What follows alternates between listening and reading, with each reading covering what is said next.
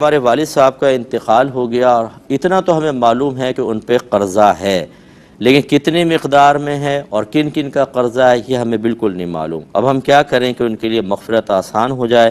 اگر ہم اندازے سے کچھ صدقہ کر دیں اور بعد میں مانگنے والے آ جائیں تو کیا حکم شرع ہوگا؟ دیکھیں، جب قرضے کا معلوم ہے لیکن تعداد اور مقدار یا اس شخص کے بارے میں نہیں معلوم، تو پھر آپ پر اس قرضے صدقہ وغیرہ کرنا کوئی واجب نہیں ہے۔ آپ اپنے والد صاحب کے لیے ایصال ثواب کریں، دعائے بخشش و مغفرت کریں، کوئی ثواب جاریہ کریں۔ اللہ تبارک و تعالی امید ہے کہ برود قیامت ان کو بری ذمہ فرمائے گا۔ اور اس کے علاوہ جن کا ان پہ قرض ہے جو آپ کو معلوم نہیں، ان کے لیے یہ تمام معاملات کریں کہ کوئی ثواب جاریہ کریں، ایصال ثواب کریں، ان کے لیے دعائے بخشش و مغفرت کریں، تو ان کو یہ انعامات ملیں گے۔ جب ان کو ملیں گے، اس کا بدلہ یعنی اللہ ان کو دے گا میدان محشر میں، تو یقیناً وہ پوچھیں گے کہ یہ کس چیز کے بدلے میں ہے۔ تو پھر جب بتایا جائے گا کہ اس مقروض کی اولاد نے آپ کے لیے اتنا اہتمام کیا، تو اللہ کی رحمت سے امید ہے کہ وہ برود قیامت راضی ہو جائے گا۔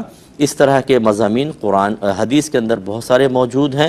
اختصار وقت کی وجہ سے میں نے صرف خلاصہ آپ کی خدمت میں ذکر کیا۔ ہاں، اگر آپ یہ سمجھتے ہیں کہ اتنا ہوگا، کچھ اندازہ ہے، کر دیں صدقہ، اچھی بات ہے، یہ بھی کوئی منع نہیں کر رہا ہوں۔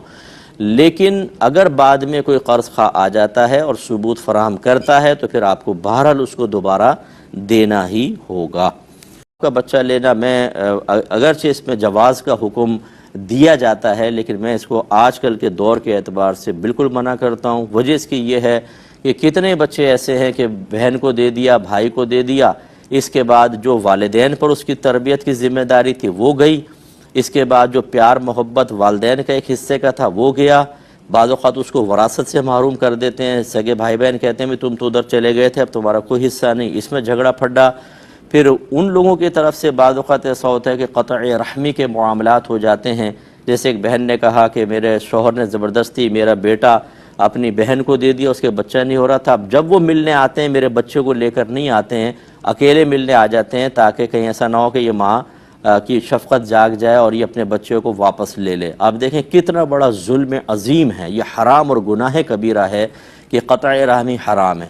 لوگ یہ تو دیکھ لیتے ہیں کہ جی لینا تو شرعاً جائز ہے نا، آپ کو باقی شرعی اصول پتہ ہیں، دین کی ABC ہم نے سیکھی نہیں ہوتی، آگے چل کے جو خرابیاں پیدا ہوتی ہیں اس میں ہم نہ شرعی رہنمائی لینے کے لیے تیار ہوتے ہیں، پہلے لے لیتے ہیں۔ لینا جائز ہے کہ نہیں؟ جائز ہے۔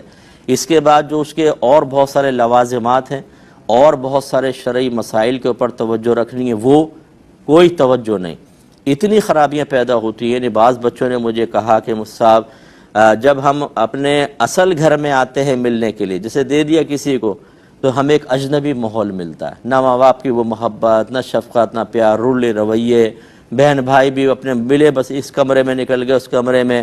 ایک بچے کو ذہنی اذیت میں تسلسل کے ساتھ مبتلا رکھنا یہ کوئی صحیح ہو سکتا ہے؟ اس لیے توجہ فرمائیں۔ افطار جو ہوتی ہے، ہمارے بعض بھائی کھجور لے کے بیٹھے رہتے ہیں، پہلے اذان کی آواز سنتے ہیں پھر افطار کرتے ہیں، یہ بھی یاد رکھیں کوئی لازم نہیں ہوتا۔ ہاں، اگر اذان بالکل افطار شروع ہوتے ہی دی جائے چلو ٹھیک ہے، لیکن بعض اوقات تو لیٹ بھی ہو جاتے ہیں۔ اصل میں روزہ افطار کرنے، روزہ کھولنے کا تعلق اذان کے ساتھ نہیں ہے، وقت کے ساتھ ہے۔ جب آپ یہ دیکھتے ہیں کوئی آپ کے اسلامی کیلنڈر آپ کے پاس ہے یا چینلز بھی آپ دیکھ رہے ہوتے ہیں جو قابل اعتماد ہے کہ ہاں یہ وقت بتاتے ہیں بڑے احتیاط کے ساتھ، تو پھر وہ وقت جیسی ہو جائے، اذان چاہے ہو یا نہ ہو، آپ روزہ کھول سکتے ہیں۔ اچھا، بعض لوگ کویسچن کرتے ہیں جی جب ہم بیٹھتے ہیں چینل تو کوئی چینل کوئی وقت بتا رہا ہوتا ہے، کوئی وقت یعنی 1 منٹ آدھے منٹ کا بعض اوقات فرق ہوتا ہے۔ اگر ایسا ہے واقعی تو سحری میں اس کے وقت پر روزہ آپ بند کریں گے کہ جو پہلے وقت بتا رہا ہو۔ ایک اگر 5:44 کہہ رہا ہے مثال کے طور پر اور دوسرا کہہ رہا ہے 5:50، تو 5:44 والے کو فالو کریں آپ سحری کے اندر، اور افطار میں جو بعد والا وقت ہے اس کو فالو کریں۔